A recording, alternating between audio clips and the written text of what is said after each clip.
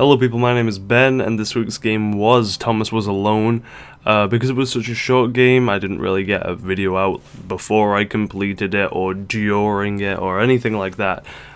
Because I completed it in 2 streams, really more like 1 stream in a little bit, because the initial stream was about 3 to 4 hours, and then the other one was about an hour spent on that, and then we played some Dota 2. I just wanted to do a short game this week because it's the week before I go back to college for my 2nd year and hopefully final year, assuming I don't fuck up completely. So, you know, that will be nice. And then move on to whatever I'm going to do next, whether it's going to be university or not, I'm not too sure. As of yet, I don't want to push myself too hard because you have more time to do things than you think. They make you think like your life is going to end if you don't make a decision right now, like years before you might actually know what you want to do, but you're forced to make a decision. But no, that's actually not how life is.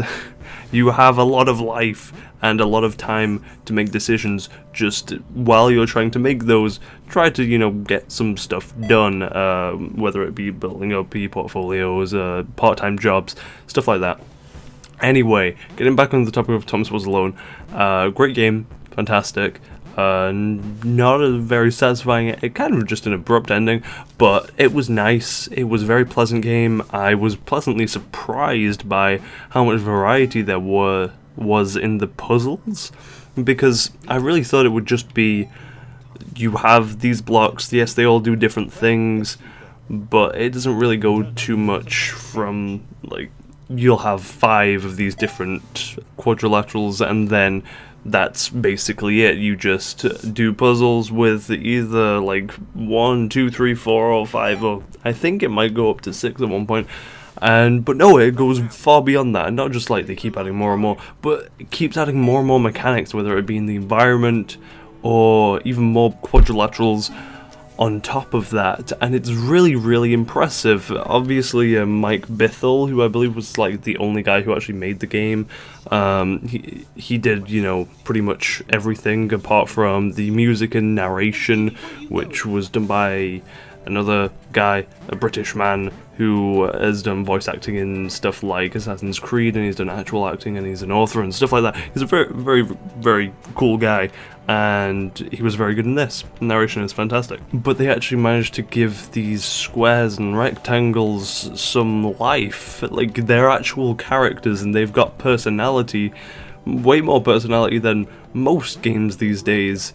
It's very impressive what he's been able to accomplish with very simple graphics. There was an obvious focus on mechanics over graphics, and I think that really paid off, because obviously it's far more interesting to play a puzzle platformer when the mechanics are better rather than it just looking pretty.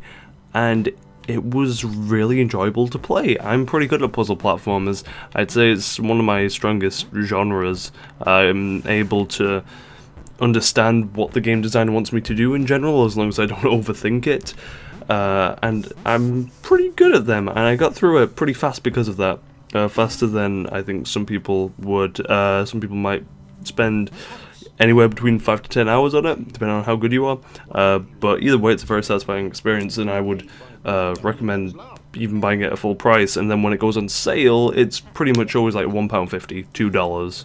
It's really, really cheap and definitely worth it. So that was Thomas Was Alone. It was fun times, but next week is nothing. I'm not gonna even try and force myself to do anything, I don't think. Unless I can find something that is incredibly short, like for a single stream, I don't think there's gonna be much. Like I might do 1 stream, 1 or 2 streams next week, just if I don't have any homework or studying to do at that moment, then I will be doing a stream.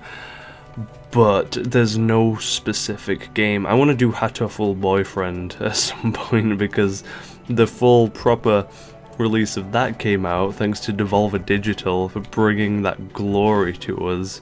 So yeah, I'll definitely be doing the Pigeon Dating Simulator at some point, because that's just fantastic. And apparently some people are saying it's legitimately good and well written, so hey, and there's stock photos of pigeons, so, you know, what could possibly go wrong? As for what else I've been doing other than the streams, I've been getting really into Dota 2, as I said. It's just been very, very fun for me. I'm really enjoying it. It's so satisfying. It's so satisfying to be good at. It's the same satisfaction I got from like StarCraft 2 when I was really getting into that. And I go through these phases where I really get into one game and then I just kind of don't play it for a long time. Like, I've not played StarCraft 2 in quite a long time. I still love it. I think it's a fantastic game, and I followed the esports scene of it a little bit, but now I'm following Dota 2 a bit as well. And it's nice. It's a broad range, and I'm really enjoying Dota 2. It's fun, very fun, and then also very not fun at times. It all depends on like the team that you get set up with, and also how good you are in the game. I go from a game with Tiny where I'm beyond godlike to ones that just lose miserably and have way more deaths than kills and like 2 assists. It's just awful.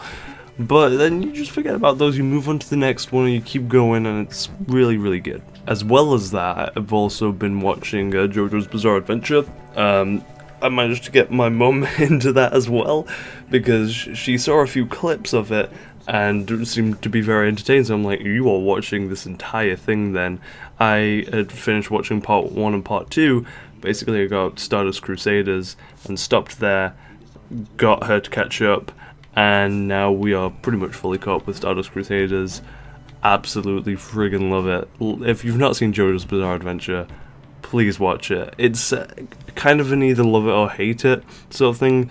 You might enjoy how ridiculous and absurd it is, or you might be really annoyed by it.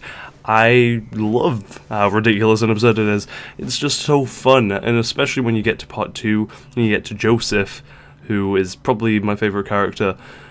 He's just so fun and amazing, and his voice actor is fantastic. And then Stardust Crusaders introducing the stands. It's such a great introduction. I love it. It's fantastic. Go watch that show. I'm going to be getting into some other things as well. Just need stuff to watch. Well, there's too much stuff to watch, first of all, but just to calm down and stuff, especially approaching college. Just stuff that also isn't streaming as well. So yeah, next week, not too sure. If you're already back at college or school or university, then I hope that's going well. If you're going back, then good luck. It might be great, it might be terrible, I don't know. It's probably going to be terrible for me. We'll have to find out, and if it's really bad and they put so much work on me, then I don't know how many games Ben is really gonna beat.